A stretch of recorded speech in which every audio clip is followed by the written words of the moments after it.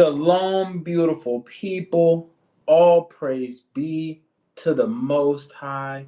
Hallelujah. We are here on June the 10th, and it is just a blessing to be here with y'all. We've got an action-packed live today as we're talking about controlled and monitored money. We got a lot to discuss, dadgummit. So before I get too deep into this live, make sure that you like, comment, and subscribe to the Moneypot channel. If you got any questions on anything that I'm talking about, make sure you drop some comments. If you got any feedback, please drop some comments below. Make sure you share the Moneypot YouTube channel with your loved ones. And check out some of our past content if you're really looking to get educated in these unprecedented times that we are living in, as we talk about world economics, blockchain technology, and cryptocurrency, and biblical prophecy, and all that is going on. We talk about a lot here on the Moneypot channel, and don't want for you to miss out here on the content that we have coming up here throughout this year. Let's get this video started.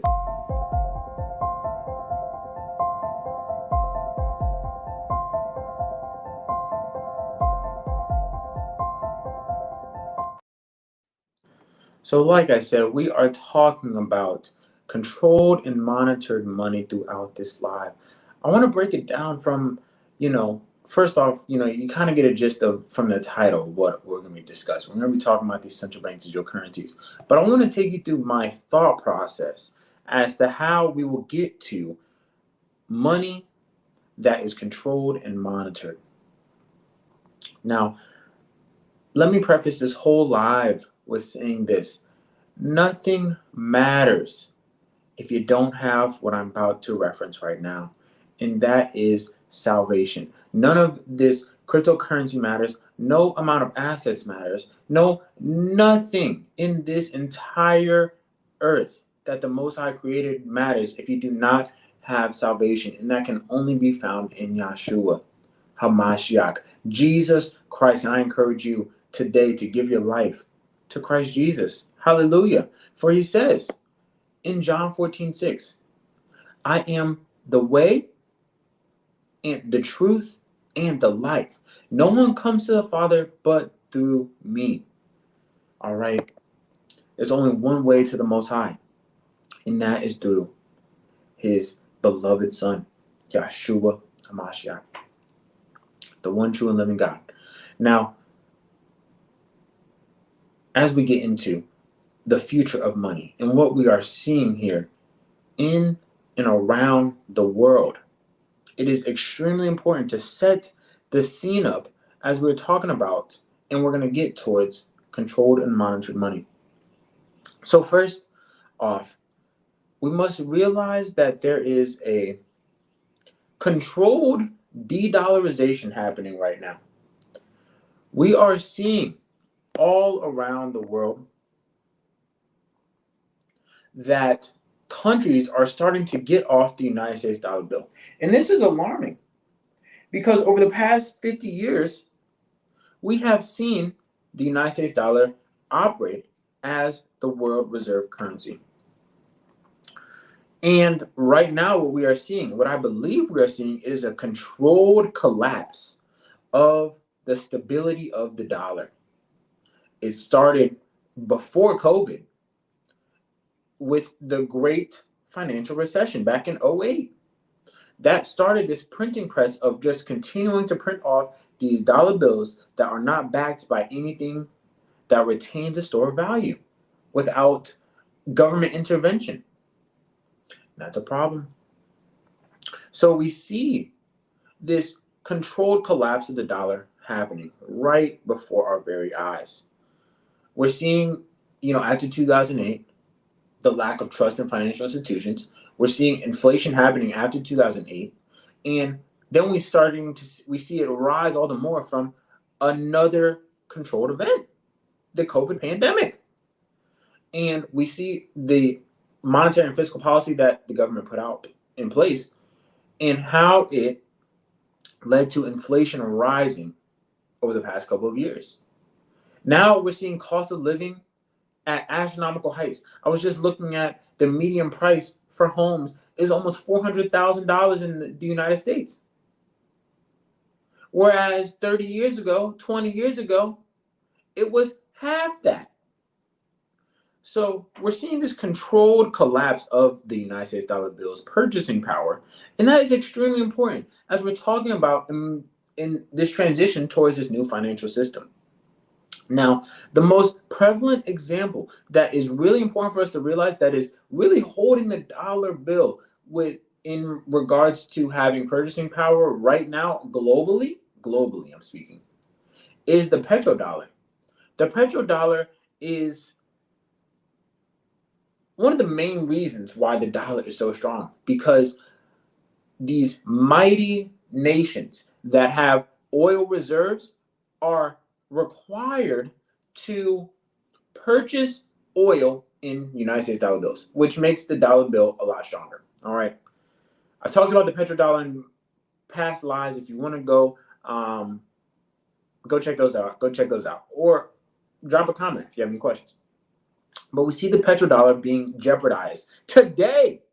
Today, all right? Look at this report and don't don't mind the Bitcoin benefit from the end of US Saudi petrodollar deal. But we see that Saudi Arabia has decided not to renew its petrodollar deal with the United States. This is as of June 10th, 2024. Today, dadgummit. This move will allow Saudi Arabia to sell oil and other goods in various currencies, which include the Chinese RMB, euros, yen, yuan, rather than just the United States dollar bill. This is massive, massive. A 50-year-old agreement has come to an end in regards to the petrodollar the United States dollar bill being utilized as the only currency for oil exchanges. This is massive. And now, listen, it's big right now. It is big right now, but we're not going to feel the effects for years. It takes a while for the effects to really start to be felt. But we see the agreement ending now. So with this information, we can utilize it in planning for what is to come. Very, very important that we realize that the petrodollar agreement has not been renewed after 50 years. That was one of the main linchpins that was holding up the United States dollar bill. And then we see our boy Putin here talking about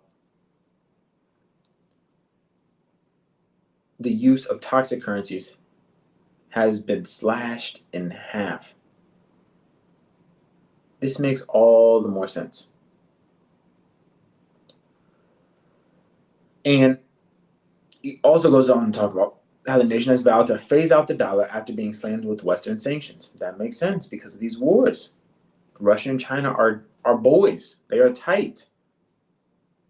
And when one does one thing, the other is going to likely follow because they are seeking to knock the United States off of its pedestal as the number one economy. And with the number one economy spot, that means that, with that being lost, that means also the United States dollar bill is going to be affected drastically. And think about this, there's been examples throughout history in Zimbabwe, in Germany after World War I, where you see hyperinflation happening due to economic forces. Let's say that the dollar bills that are in circulation around the globe, they start to come back to the United States because people are no longer spending them, because countries are using them for their oil purchases. They don't see a need for United States dollar bills. The greenbacks. What's going to happen? Inflation is going to rise. It is going to be at levels that we have yet to see here in the United States. And what are we going to be left with? That's why we talk about having store of value assets. That's why it is extremely vital that you have assets that retain their store of value. The only reason why the United States dollar retains its store of value is because of the government's military-industrial complex and its might. So as we're talking about and getting towards controlled and monitored money, this implementation of the new financial system, we have to realize first off what's attacking the United States dollar bill right now, because it is the reserve currency status. But something is going to take its place. That's the CBDCs, the controlled and monitored money. Now, I've talked about this in some of my past lives, but there's a high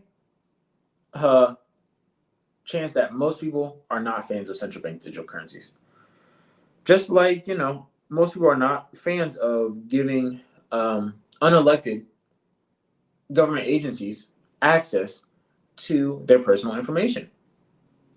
But in the past, we've seen that those requirements have been skirted around, hence the U.S. Patriot Act, with now unelected government agencies having access to everybody's records.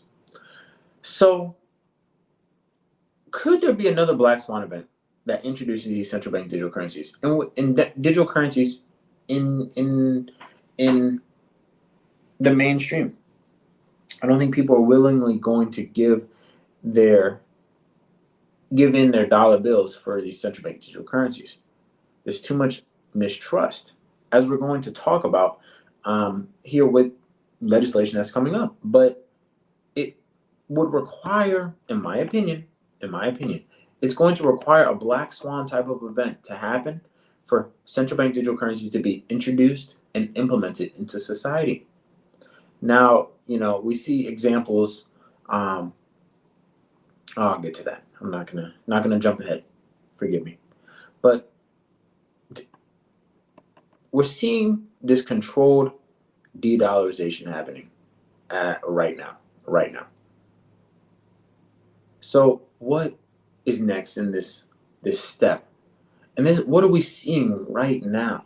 Right now, in the first and second quarter of 2024, we are seeing legislation getting discussed on the floor of the House of Representatives and in Congress here in the United States about digital assets and their future. And legislation is huge in shaping the future trajectory of an industry. So it's extremely vital that we realize that legislation is being talked about, and we need to talk to our representatives about these changes that are potentially going to be being made. There is one act, there's a couple of acts. First off, we know back in 2022 or 2021, the Biden administration put together this proposal, 54037, I believe, Executive Order 54037, which talks about this initiative towards digital assets. And it gives power to the Federal Reserve to start to look into this initiative and to create the framework that is necessary to implementing digital assets into the economy. And guess what? They've been getting to work on it, but everything has been quiet. But now we're starting to see legislation get rolling. So we see the Central Bank Digital Currency Anti-Surveillance Act passing the House of Representatives. And look, y'all, this is May 23rd, 2024. So we see the U.S. House of Representatives passes H.R. 5403, the CBDC Anti-Surveillance State Act, which is sponsored by Majority Whip Tom Emmer, which halts unelected bureaucrats from issuing a central bank digital currency, which could threaten Americans' rights to financial privacy without explicit authorization from Congress. Very interesting. Couple key things. Halts unelected bureaucrats from issuing a central bank digital currency. Good. I think we need that. The CBDCs are going to threaten Americans' rights to financial privacy. We're going to get into it a little bit more. But these CBDCs, digital currencies, can be controlled, monitored, programmed, and tracked. Now, this last sentence is a little bit interesting to me. It's a little alarming as well. Without explicit authorization from Congress. Now, I think it was good that I prefaced this with talking about that Black Swan event. Let's say that there's explicit authorization from Congress to give out a central bank digital currency. Maybe it doesn't even have to come from the Federal Reserve, from a central bank, but the government issues it. Wording is key because in legislation and with creating regulations for industries, there's always loopholes. That's why it's important that we know how to read these things, all right? So we see some comments or remarks from Chairman McHenry. Says the bill is straightforward. It halts unelected bureaucrats from issuing a central bank digital currency or CBDC that will be detrimental to Americans' rights to financial privacy. So it halts the unelected bureaucrats. Very good. And then it goes on to talk about the Chinese Communist Party and how, the CBDC is tracking the habits of its citizens. So we're going to get into talking about China because what we're seeing in China can tell us a lot about what this central bank digital currency environment is going to look like. But look at these comments. The CCP uses the CBDC to track spending habits of its citizens. The data is being used to create a social credit system that rewards or punishes people based on their behavior. I'm going to show a video later. Don't worry. Because this social credit system, this digital ID that China has proposed was implemented around 2020. So we've had 4 years. They've had 4 years to work out the kinks, to get more people on board, to find new ways for it to work.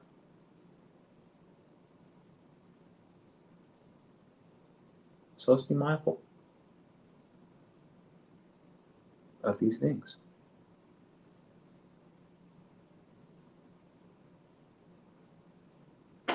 So,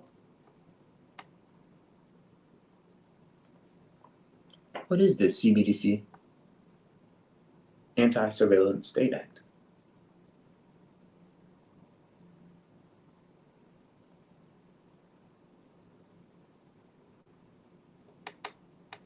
Like this article says, if we're looking to better understand the CBDC Anti-Surveillance Act, it prohibits a few things: the direct issuance, the indirect issuance, and monetary policy use. The Federal Reserve is forbidden from offering products or services directly to individuals or maintaining accounts for them. Indirect issuance. The Federal Reserve cannot issue a CBDC through intermediaries such as commercial banks. Interesting. And then monetary policy use. The Act prohibits the use of a CBDC as a tool for implementing monetary policy, thus preventing potential government overreach into individuals' financial lives. Very interesting, as we see these things that are prohibited in this Act. Key words: Federal Reserve. The Federal Reserve is forbidden. The Federal Reserve cannot issue. Now, currently, there's actually legislation that's being put on the books to abolish the Federal Reserve. So if the Federal Reserve goes away, what's going to take its place? The government? I don't know. Or could it just be moved over to a private institution, such as Chase or Bank of America, or like one of the major financial institutions that's already moving money around the globe? Could it operate as a central bank in lieu of the Federal Reserve being, removed from the equation? Just questions that I ask myself. Very, very interesting. And then we see here the role of the Federal Reserve. If you don't know, the Federal Reserve essentially loaned the United States government money. Essentially. And they've been exploring the potential benefits and risks of issuing CBDC.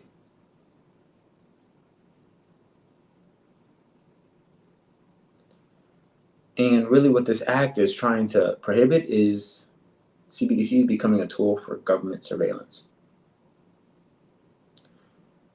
Now, there's two sides of how people are feeling about the CBDCs.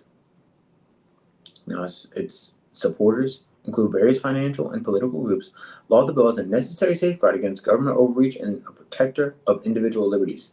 Organizations like the Heritage Action and the Club for Growth have publicly endorsed the act, emphasizing the need to prevent the Federal Reserve from turning into a retail bank that collects personal financial data. Now, the opponents argue that the legislation could hinder the technological advancement and global competitiveness of the United States financial system. We're already behind. They contend that by restricting the Federal Reserve's ability to innovate with CBDCs, the U.S. might fall behind other nations that are actively developing their digital currencies. You see that wording, what it tells me, and I'm not saying that this is like a governmental source, but it tells me that digital currencies are going to come regardless of what happens. That's how technology works. We're going to utilize the technology that's available to us, unfortunately, whether it's for our own good or for our bad. And we don't see the downsides of too much technology, too much advancement. Don't move an ancient boundary stone. Like, there are certain things that should not be played with. But really what I'm getting from this act is that it's seeking to limit the Federal Reserve's ability to issue a central bank digital currency. Key word, central bank. So we'll see. Let's see what it has to say about the future outlook. Its fate will significantly impact the direction of digital currency policy in the U.S. if enacted. It will set strict boundaries on how U.S. CBDC can be developed and used, prioritizing privacy and limiting government surveillance capabilities. That is good to me. Now there's a doubt in my mind as to our privacy being prioritized and how much government surveillance capabilities there are. Because we all know that everything's being monitored right now. We're living in 1984, even as I'm speaking right now. And really, with these central bank digital currencies, they give deeper insights into our way of life, to how we live as individuals. They tell us what we like to eat. They tell us what stores we shop at. It tells us who we really care about. Maybe you're sending money to people via Zelle or Cash App. It gives greater insights than what cash does. Cash is really freedom. It's an amazing tool to be utilized to have purchasing power, independent of the central bank, knowing what you're purchasing. But with these CBDCs, they would give greater insights to the issuer of them, which is alarming. It's problematic as well, but it's inevitable. Unfortunately, like I said, we're just going to continue to progress. Not all growth is good growth. Let's see what RFK has to say on these CBDCs and what he's been promoting on his platform. Because we know that this is an election year and these digital currencies are a hot topic. Everybody and their mom is talking about them. We see Trump talking about he will not allow for a central bank issued digital currency. And Robert F. Kennedy saying the same. It's just interesting how this has become such a hot topic.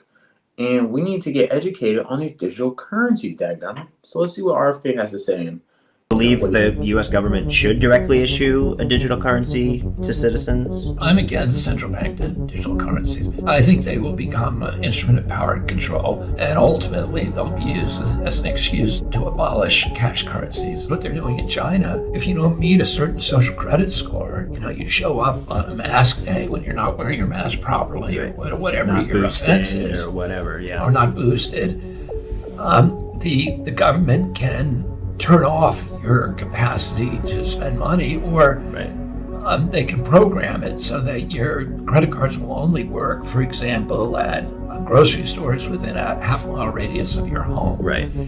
But they won't buy you gasoline. They Right. won't allow you to get an airplane ticket. They don't allow you to travel and buy items and foods in other parts of the country or abroad. And if government has those kind of powers over us, we're all in a lot of deep trouble. A lot of deep trouble. Controlled money. What I saw in that video was like a lot of technology. The use of Apple Watch, the use of tap to pay. And in reality, as I think about it, I have some cash on hand, but a lot of people don't use cash anymore. And really, a lot of our money is already digital. So I think that this switch towards the digital currencies is going to be a proposal that can be a case made for a lot of the majority of the population, especially with these central bank digital currencies. Oh, we're going to make life easier for you. Oh, you're going to get a universal basic income. These are all ideas that are, surrounding the central bank digital currency. One of the major initiatives of these CBDCs is to bank the unbanked, which here in the United States, I looked it up. There's a population of about 4% that do not have bank accounts with financial institutions. 4%. 4% of the population. And I believe that the United States population is like 333 million. So let's take that 4% times 333 million, and we got 13 million people. So for that to be a case as to why central bank digital currencies or digital currencies need to be introduced, because only 13 million people don't have access to financial institutions, it sounds like an upgraded desire to just have more access to our lives. And when you think about those people that don't have access to financial institutions here in the United States, those are usually minorities, Black, Latino communities that have been a victim of financial exclusion by these financial institutions for years. So let's not get it twisted. I very much see this as a controlled way to monitor and to control a lot more of our money. And as we think about the previous sentiments on this controlled collapse, what are we seeing now? We're seeing people aren't even able to purchase their basic necessities. Food. People are scraping by just to pay rent. It's all part of this controlled collapse of the dollar bill to introduce something that's new and better. Oh, and of course you're going to get the universal basic income. We're going to send you 1,000 Fed coins every month just for being an outstanding citizen. Now, I haven't gotten into that yet, but there's going to be a notion of a social credit score of sorts here in the United States. I don't put it past them. We've already got social media, which in some instances can be utilized with transactions for major purchases. I'm so serious. I literally work in the banking industry myself. Okay? And I would encourage you to go check out this episode of Black Mirror called Nosedive. where this young lady is all about the social credit system. And you see how they pay, and you see how her score is affected by things that she does. And this is already being implemented in China. These are not things that I'm just pulling out of my butt. Like, these are actual things that are happening in a society today in 2024.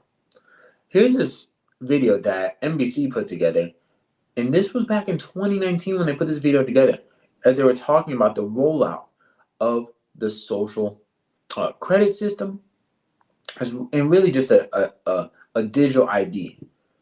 And yeah, I'll just play the video and we'll talk about it after. Everywhere she goes, Ouyang Haoyu is followed. What she buys, how she behaves, is tracked and scored to show how responsible and trustworthy she is. It's called the social credit system, and in one version now being tested, a person's reputation is scored on a scale of 350 to 950. And Haoyu, with a good score of 752, is okay with it. In fact, most people are. It's a mechanism like pushes you to become a better citizen. It's big data meets Big Brother, expanding how the government monitors, understands, and ultimately controls its 1.4 billion citizens. Thanks to advances in artificial intelligence and facial recognition, and a web of more than 200 million surveillance cameras. Are people bothered by privacy concerns? We think the lot of camera keep the safety is really good. We can accept it. Companies are experimenting with the algorithms to help the government create the new national social credit system. The government also has pilot projects. In one, citizens are required to do hours of unpaid work to get benefits. And scores are docked for things like littering, a messy yard, gossip, even jaywalking. Video of offenders is shown on the local news.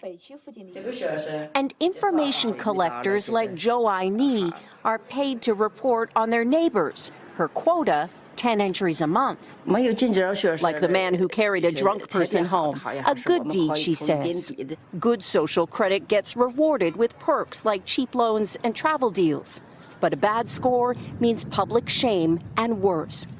Huang Huijun lost a court case and didn't pay. Now he's on a government blacklist. I can't buy airplane or train tickets, he says, and the list goes on. Being discredited makes it hard to get a job or put kids in top schools.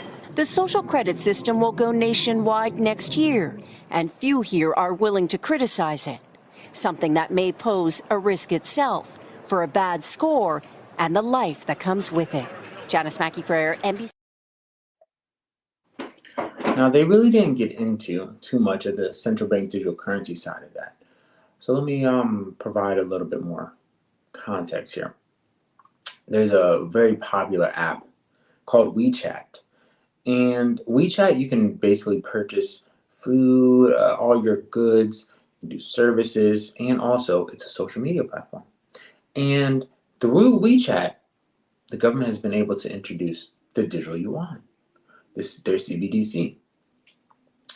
And that is tied into that social credit system that we're talking about. National digital IDs are going to be created as we're seeing everything move digitally. And with the improvements in AI and just surveillance, it's just a natural progression. Unfortunately, it's not like we're asking for these types of things. But it's all prophesied in the Bible as it talks about the coming one world government. So we have to be mindful of these things with these central bank digital currencies, as they're going to increase the level of monitoring and controlling that's over our lives, especially in regards to our financial situations. And let's be vigilant in speaking up and just sharing with people these central bank digital currencies, and also calling on our leaders, supposedly our leaders, in voting for legislation that is protecting our financial privacy, because it is in jeopardy. Seriously. I saw this poster which I believe was in Australia, who's dealing with their central bank digital currency. And what a cashless society means is no saving for a rainy day. You're not going to have the ability to save your digital currencies if they have an expiration date. No selling unwanted items for cash. No cash under the mattress. No tipping waiters or hairdressers. You can tip them with that central bank digital currency, but you may not have enough. No car boot sales or markets. No fivers for the grandchildren. No coins for the homeless or broker or buskers. Never heard of a busker. No tooth fairy or piggy banks. No financial privacy. Everything's going to be digital, monitored and controlled by the state. So let's be mindful that they are coming, and that really what we need to do is to build up a portfolio of assets that retain their stored value. Seriously. It is vital in these times not to play around. We see RFK talking about what's going on in China, and then he talks about digital ID and the social credit system and the central bank digital currencies. They're all tied in together. Even with AI and its technology, it's all tied in together. We must be mindful of these things. And, like I stated in the beginning, the most important thing that we can do is to focus on the Most High, to put our trust in Him. We have to have our hearts and our minds right to be worthy servants for His kingdom and just to be glorifying Him. So as we are living on a day-to-day basis, we see X, Y, and Z happening. We must seek first the kingdom of God and not be anxious about these things that are happening right now. I leave you with words from my Messiah. Matthew 6:19. Lay not up for yourselves treasures upon earth, where moth and rust doth corrupt, and where thieves break through and steal. But lay up for yourselves treasures in heaven, where neither moth nor rust doth corrupt, and where thieves do not break through nor steal. For where your treasure is, there your heart will be also. Lay up for yourselves treasures in heaven,